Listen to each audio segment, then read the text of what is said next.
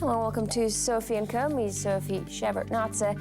A massive security breach has revealed the scope of the CIA's alleged surveillance tools, and WikiLeaks is promising to dump even more dirt on the agency. How will these latest leaks affect the already tense relations between the new president and the U.S. intelligence community? Well, a man who spent over 2 decades in the CIA's service, Gary Berntsen, is with me today to discuss all of this. The feared and mighty CIA has fallen victim to a major leak, with troves of internal documents exposing its alleged tools aimed at spying on ordinary citizens. Phones, TV sets, even cars may not be safe from the CIA's probing, but is the agency actually willing to use its powers? Is the danger overblown by the circus-hungry media, and could rival intelligence bureaus be behind this latest spy scandal? Gary Berntsen, former top CIA official, welcome to the show. Great to have you with us. Now, Gary, Vault 7, a major batch of CIA docs revealed by WikiLeaks, seems to uncover a vast area of agency's cyber tools. Now, we're talking about the world's most powerful intelligence agencies. How exactly did the CIA lose control of its arsenal of hacking weapons? Pleasure to be with you today. First off, I'd like to say that the world has changed a lot in the last several decades, and people are communicating in many different ways, and intelligence services, whether they be American or Russian, are covering those communications, and their coverage of those communications has evolved. Without commenting on the specific validity of those tools, it was clear that the CIA was surely using contractors to be involved in this process, and not just staff officers, and that individuals decided that they had problems with U.S. policy and have leaked these things to WikiLeaks. This is a large problem for the U.S. community, but just as the United States is having problems, the Russians, face serious, similar problems. Just this week, you had multiple members of the FSB charged with hacking as well, and have been charged by the U.S. government. So, both sides in this, both services who are competitors, face challenges as we've entered a new era of mass communications. So like you're saying, the leaker or leakers of the CIA docs are presumably a CIA contractor. Could the agency be spending more effort on vetting its own officers? Is the process rigorous enough? Clearly. Look, there have been individuals since the dawn of history. Espionage is the second oldest occupation. Have conducted spying and espionage operations, and there have been people that have turned against their own side and worked for competitors or worked for those opposing, the country or the group that they were working with. It's been a problem from the beginning. It continues to be a problem, and the United States clearly is going to have to do a much better job vetting those individuals who are given security clearances, without a doubt. So the CIA studied the flaws in the software of devices like iPhones, Androids, smart TVs, apps like WhatsApp, and that left them exposed to hacking, but didn't care about patching those up. So in essence, the agency chose to leave Americans vulnerable to cyber attacks rather than protect them? Well, I think that you have to understand, in this world that we're operating, and the number one target of our intelligence community are terrorists. Since we've had, since the attacks of 9/11, 16 years ago, the obsession of the American intelligence community is to identify those planning terrorist attacks, collecting information on them, and being able to defeat them. These individuals are using all these means of communications. I have spoken with many security services around the world, and some of their, since my retirement back in 2005, 2006, and a lot of them have had problems covering the communications of some of these very devices and programs that you've talked about, and whether they be narco-traffickers or Salafist jihadists, they are all piggybacking off of commercial communications. Therefore, the need for modern intelligence services to sort of provide coverage of all means of communications. And there is a price that you pay for that. Now, one of the most disturbing parts of the leaks is the Weeping Angel program, CIA hacking into Samsung smart TVs to record what's going on, even when the TV appears to be turned off. Why are the CIA's tools designed to penetrate devices used in ordinary Western homes? Look, I wouldn't say it has anything to do with Western homes, because the Central Intelligence Agency doesn't do technical operations against American citizens. It's prohibited by law. If the Central Intelligence does anything in the United States, it does it side by side with the FBI, and it does it according to FISA, the Foreign Intelligence and Surveillance Act laws. It's got to go to a judge to do those things. Those tools are used primarily against individuals and terrorists that are targeting the United States or other foreign entities that we see as a significant threat to U.S. national security, which is, the normal functioning of any intelligence service. Well, just like you, the CIA also insists it never uses its investigative tools on American citizens inside the United States. But, we're wondering exactly how many terrorist camps in the Middle East have Samsung smart TVs to watch their favorite shows on. Does it seem like the CIA lost its direction Plenty of them. a bit? I've traveled in the Middle East. Samsungs are sold everywhere. Sophie, Samsung televisions are sold all over the world. I've spent a lot of time in the Middle East. I've seen them in Afghanistan. I've seen them everywhere. So any kind of device that you can imagine, people are using everywhere. We're in a global economy now. So the CIA has also tools to hack iPhones, right? But they make up only around 15% of the world's smartphone market. iPhones are not popular among terrorists, but they are among business and political elites. What do you think? Are they the real target here, the political and business elite? No. Look, the Central Intelligence Agency, in relative terms to the size of the world, is a small organization. It is an organization that has a couple of, roughly 20 or more thousand people. It's not that large in terms of covering a planet with 7 billion people. We have significant threats to the United States and to the Western world. We live in an age of super terrorism. We live in an age where individuals, small groups of people, can leverage technology at lethal effect. The greatest threats to this planet are not just nuclear, they're bio.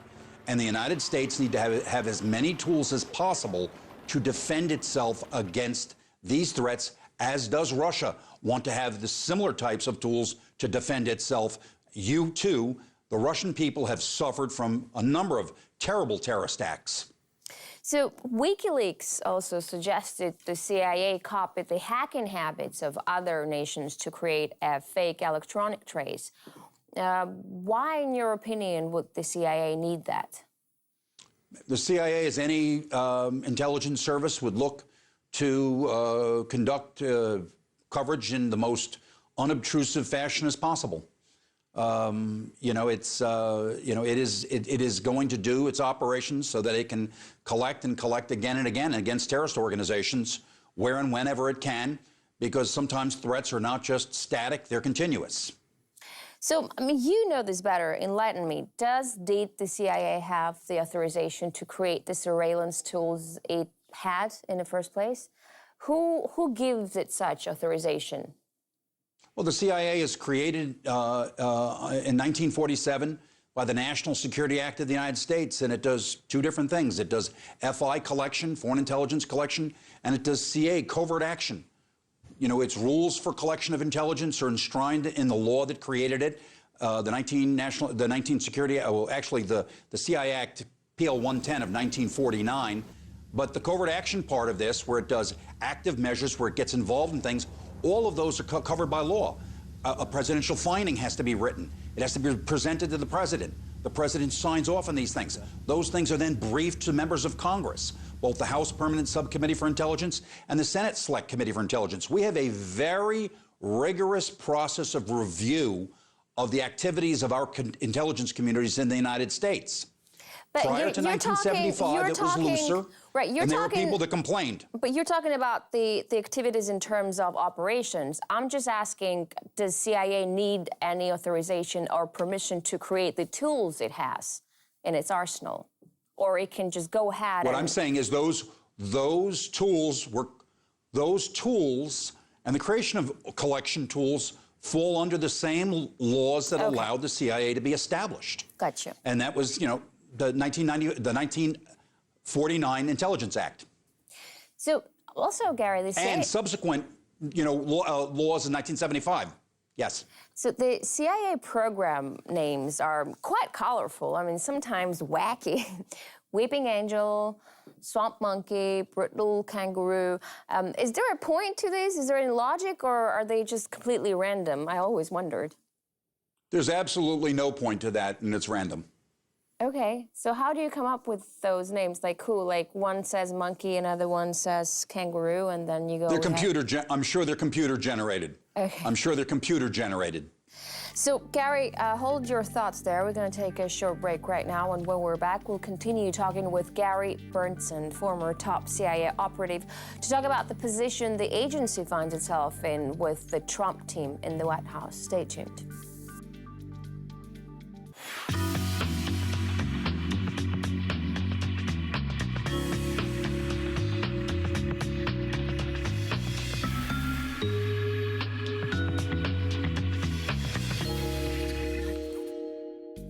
And we're back with Gary Berntsen, decorated CIA veteran, talking about the Bureau's political challenges in its fight against terrorism.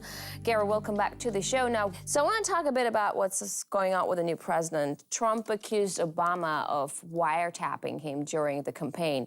Could the CIA have actually spied on the president? I mean, it seems like the agency doesn't have the best relationship with Donald Trump. How far can they go? Well, let me just say this. First off, the president used the word wiretapping, but I think it was very clear to any of us that had been in the intelligence business that this was a synonym for surveillance because, most people are on cell phones. People aren't using landlines anymore, so there's no wiretapping, okay? These all fall under the Foreign Intelligence Surveillance Act. As I stated earlier, that thing exists in the United States.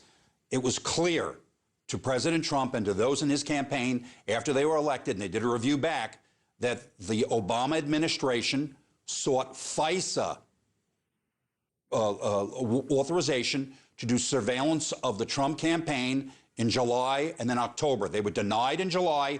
They were given approval in October. And in October, they did some types of surveillance of the Trump campaign. This is why the president, of course, tweeted that he had been wiretapped. Of course, wiretapping being a synonym for there had been surveillance against his campaign, which was never heard of in U.S. political history that I can remember, or that I can recall in any way of this being done. So this is it's an outrage, and at the same time, congressional hearings are going to be held, and they're going to go and review all of these things. And we're going to find out exactly what happened and what was done. It's unclear right now, but all we do know, and it has been broken in the media, that there were two efforts. The second one, authorization was given. Now, that would never have been done by the Central Intelligence Agency because they don't do that sort of coverage in the United States. That would either be the FBI or the NSA with legal authorities. And those authorities, the problem that the Trump administration had is they believed that the information from these things were distributed incorrectly. Anytime an American is on, and this is according to U.S. law, anytime an American is on a wire in the United States, their names have got to be minimized from this. And it clearly wasn't done, and the Trump administration was put in a bad light because of this. So if what you're saying is true, how does that fall under foreign intelligence? Isn't it more of an FBI, NSA expertise? It was an FBI, NSA. It was clearly the FBI or the NSA that would have been involved. It would never have been the CIA doing that. They don't listen to telephones in the United States. They read the product of other agencies that would provide those things. But clearly, there were individuals on those phone calls that they believed were foreign and were targeting those with potential communications with the Trump campaign. Now, let's be clear here. Clapper, General Clapper, the DNI for President Obama, stated before he left office that there was no, I repeat, no evidence of collusion between the Trump campaign and Russia. This has been something that has been dragged out again and again and again by the media. This is a continuing drumbeat of the mainstream left-wing media in the United States to paint the president in the poorest light and to attempt to discredit Donald Trump. With the intelligence agencies bringing down Trump's advisors like Michael Flynn, and you said the people behind that were Obama's loyalists, can we talk about the intelligence agencies being too independent from the White House, playing their own politics? Well, I think part of the problem that we've seen during the handover of power from President Obama to President Trump was that there were a number of holdovers that went from political appointee to career status that had been placed inside the national security apparatus and certain parts of the intelligence organizations. It is clear that that President Trump and his team are determined to sort of remove those people to make sure that there is continuity of purpose and that people aren't leaking information that would be seen, that would put the administration in a negative light. That's the goal of the administration, to, conduct itself consistent with the goals of securing the country from terrorism and and other potential threats, whether they be counter-narcotic or intelligence agencies trying to breach our the information that we hold secure. So here's a bit of conspiracy theory. Could it be that domestic surveillance agencies like the NSA or the FBI actually orchestrated the Vault 7 leak to damage CIA, stop it from infringing on their turf? I really don't think so, and that is conspiracy thinking. You have to understand something, that in the intelligence communities in the United States, whether it be the CIA and the FBI, we have done a lot of cross-fertilization. When I was in a senior position in CIA's Counterterrorism Center, I had a deputy that was an FBI officer. An office down in FBI headquarters down in Washington had an FBI lead with a CIA deputy. There's a lot more cooperation than one would think.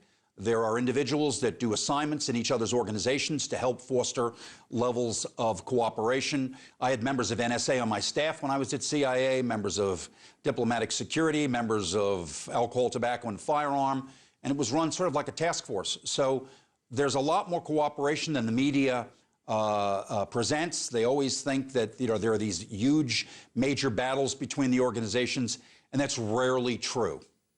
But generally speaking, is there a rivalry between American intelligence agencies at all? A competition for resources, maybe? Well, I think that, sometimes between the Bureau and the CIA is the dominant agency abroad, and the FBI is the dominant agency in the United States. What they do abroad, they frequently have to get cleared by us. What we do domestically, we have to get cleared by them. And sometimes there is some friction. But usually we're able to work this out. It makes for great news, CIA fighting, FBI. But the reality is there's a lot more cooperation than confrontation. We are all in the business of trying to secure the American homeland and American interests globally. So I'm still thinking a lot about the whole point of having this hacking arsenal for the CIA, since you talk on their behalf. The possibility to hack phones, computers, TVs, cars. If the actual terror attacks on U.S. soil, like San Bernardino, Orlando, are still missed?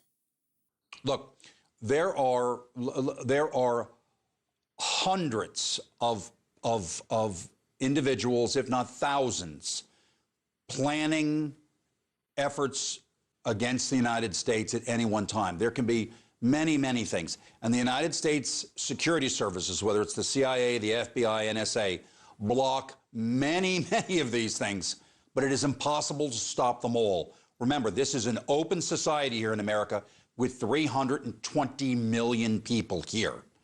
We try to foster open economic system. We allow more immigration to America than all countries in the world combined.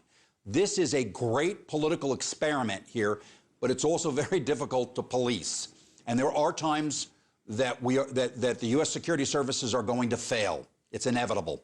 We just have to try to do the best we can, the best job that we can, while protecting the values that attract so many people to the United States.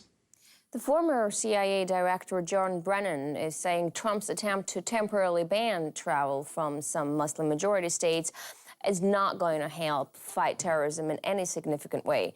And the countries where terrorists have previously come from, like Saudi Arabia or Afghanistan, it's true, aren't on the list. So does he maybe have a point?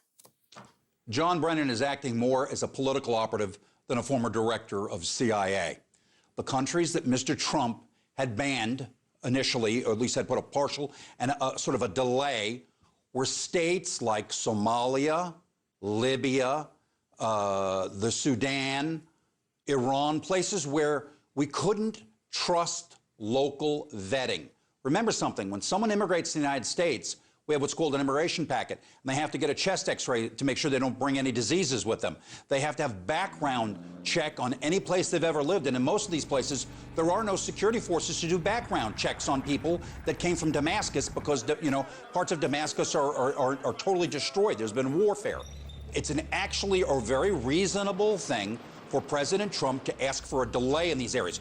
Look, the Crown Prince, the Deputy Crown Prince of Saudi Arabia, was just in the United States and met with Donald Trump, and he said he didn't believe that this was a ban on Muslims. This was not a ban on Muslims. It was an effort to slow down and to create more opportunity to vet those individuals coming from states where there is a preponderance of terrorist organizations operating. A reasonable step by President Trump, something he promised during the campaign, something he's fulfilling.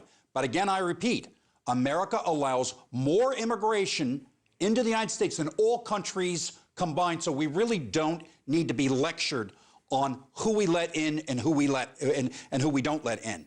But I still wonder if the Crown Prince would have said they would have had the same comment had Saudi Arabia been on that ban list. Anyways, Michael Hayden, ex-CIA and NSA the Saudis have chief. security service. Wait a second. Wait a minute, Sophie. Wait a minute. The Saudis have a reasonable form to police their society, and they provide accurate police checks for us. If they didn't have accurate police checks, we would have given a delay to them as well. Okay, I got your point. Now, Michael Hayden, ex-CIA and NSA chief, pointed out that the U.S. intelligence enlists agents in the Muslim world with the promise of eventual immigration to America. Is Trump's travel ban order going to hurt American intelligence gathering efforts in the Middle East? No, the question here was there were individuals that worked as translators for us in Afghanistan and Iraq. And as serving in such roles as translators, they were promised the ability to immigrate to the United States. Unfortunately, some of them were blocked in the first ban that was put down because individuals who wrote that didn't consider that. That has been considered in the rewrite that the Trump administration had submitted, which is now being attacked by a judge in Hawaii. And so it was taken into consideration. But the objective here was to help those that helped U.S. forces on the ground, especially those that were translators in ground combat operations where they risked their lives alongside American soldiers. Now, Gary, you worked in Afghanistan. You were close to capturing bin Laden back in 2001. What kind of spying tools are actually used on the ground by the CIA to catch terrorists? Well, look, the CIA, as does any intelligence service in the world, is a human business. It's a business where we work with local security forces to strengthen their police and intelligence forces. We attempt to leverage them. We have our own people on the ground that speak the language. We're trying to help build infrastructure there. There's no secret sauce here. There is no super technology that changes a country's ability to conduct intelligence collections or operations. In Afghanistan, the greatest thing that the United States has, it has brought support and assistance to Afghan men and women across the countries. We liberated half the population that were women. We're providing education. And when people see what we're doing, trying to build schools, provide USAID projects, all of these things, this makes the population willing to work with and support the United States. And frequently, members of the insurgent groups will see this, and sometimes they do actually cross the lines and cooperate with us. So it's, a full range of American political power, whether it's hard or soft, that is the strength of the American intelligence services, because people actually believe in the world, correctly so, that America is generally a force, more than generally, a force for good in the world. Gary, thank you so much for this interesting interview and insight into the world of the CIA. We've been talking to Gary Berntsen, former top CIA officer, a veteran of the agency, talking about politics of American intelligence in the Trump era. That's it for this edition of SophieCo. I'll see you next time.